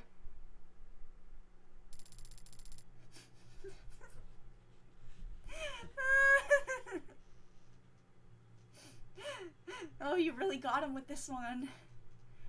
Is here good? Doesn't matter where I put my hands. Ms. Starling, thank you for coming here today. Of course, whatever I can do. What is your relation to the deceased? I was his executive assistant at Noble Electronics. I would arrange his meetings, coordinate communications between him and other departments, that sort of thing. Ultimate silver bullet. Starling's the only play I have right now, the only stalling tool I have left. For now, I should just focus on getting as much information from her as possible. Whether or not it's useful, it'll at least buy me some time. Well, just as being sworn in, Sarah mentioned that the hard drive's about 60% decrypted. Considering the rate Sarah's gone at so far, there's maybe another hour left. I might be able to stall that long, if I talk real slow. I'd like to ask you a few questions about Dr. Asher. Please answer them to the best of your ability. Right. Dr. Asher was a well-known public figure, but was he well-regarded professionally? Of course. Dr. Asher's work set the bar for the entire automated dependent world.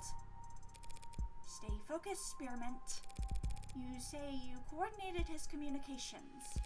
Were there ever threats? Did people ever express an intent to harm him? Objection calls for speculation. Intent. I'm feeling like that's gonna be sustained. Did anyone ever threaten him?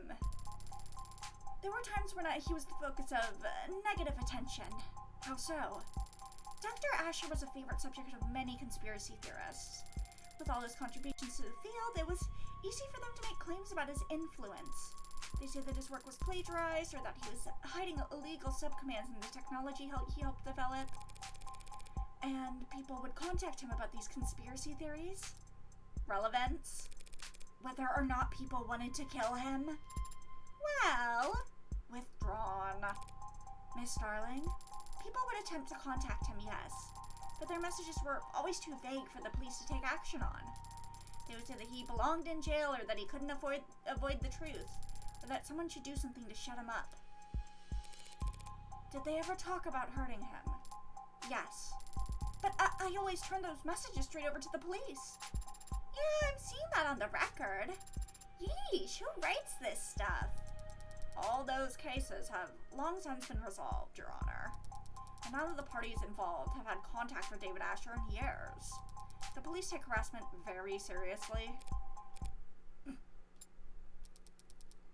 Something you wanted to add, Counselor? Just clearing my throat. Continue. You worked with Dr. Asher for many years. Did you have a relationship outside of work? Did you ever talk about anything besides professional concerns? Sure, we've gone out to dinner or met on the weekends. I think he liked to pick my brain since he needed relationship advice a lot. Even if he didn't recognize that's what he was asking for. I'd like to think he knew he could talk to me, but... Did he ever talk to you or, to your knowledge, anyone else about hurting himself? God, no, never! Do you know of any history he might have had with mental illness? Depression, anxiety? No.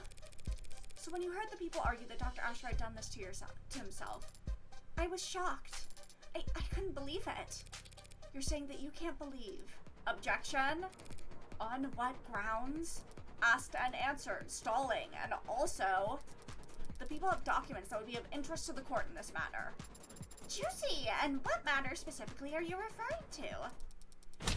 The deceased's mental health history. Emma wouldn't be speaking up if she didn't have something real.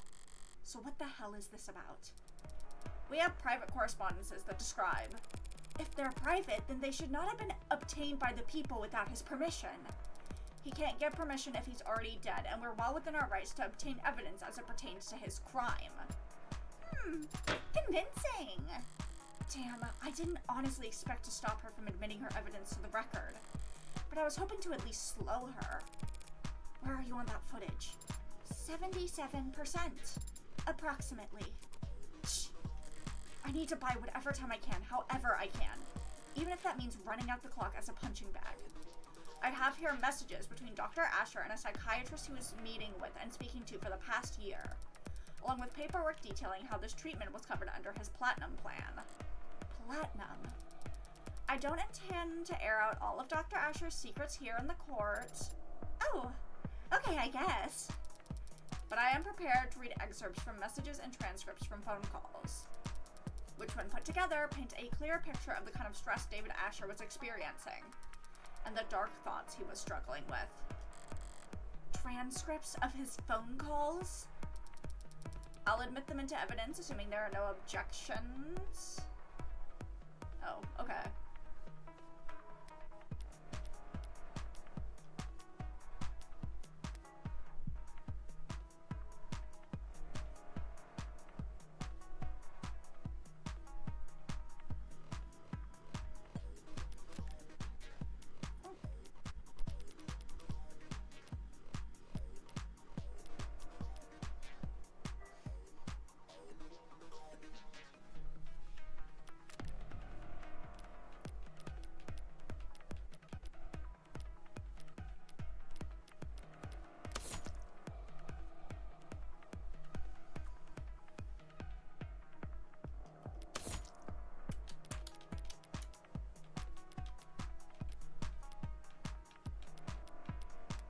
Physics call.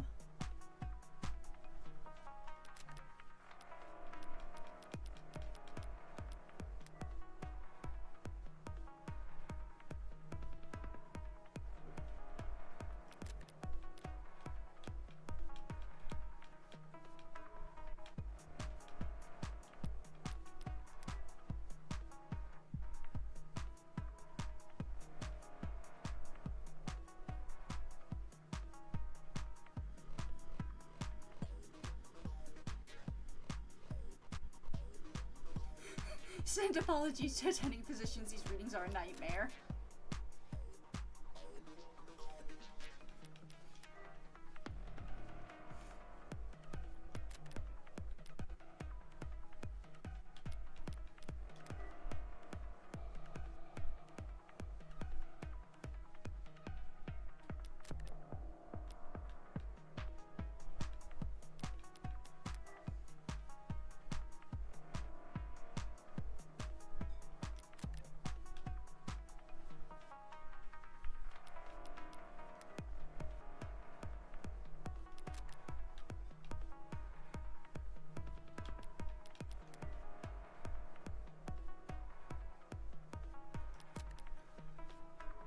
Okay.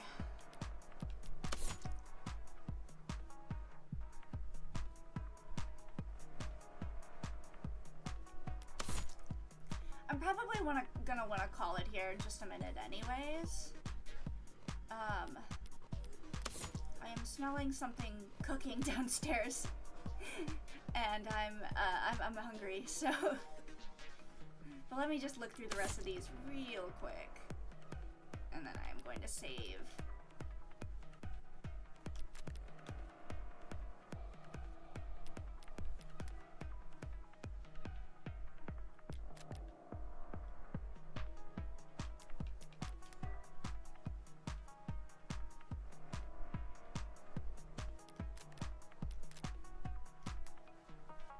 Okay.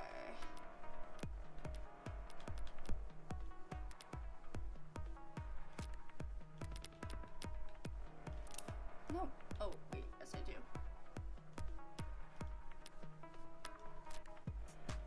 Okay. Alright, go back to the title. Alright.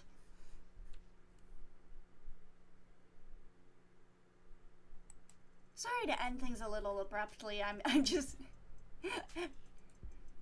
I'm hungry, and I know something is cooking downstairs because I can smell it. So... Let me see. So I do still really want to get that stream on Sunday going. I'm trying to decide if I want to do... Oh my god, what is with my bottle right now? I'm trying to decide if I want to do either... I talked about doing one shot before. And I definitely am going to do it at some point. But I'm also thinking of, since it's Next Fest on Steam right now, I kind of want to check out some demos. But I could always download demos now and then we could do it later. But just like now is kind of like a good time for it. Either way, yeah, I usually announce stream times only very shortly before they happen on my Tumblr. Otherwise, just like I don't do, unfortunately, for my streaming career, I don't know how Twitter works. And I don't do a ton of social media otherwise. So yeah. Let me see. I think that should be it for tonight. Yeah, okay. I'm gonna go get some pizza.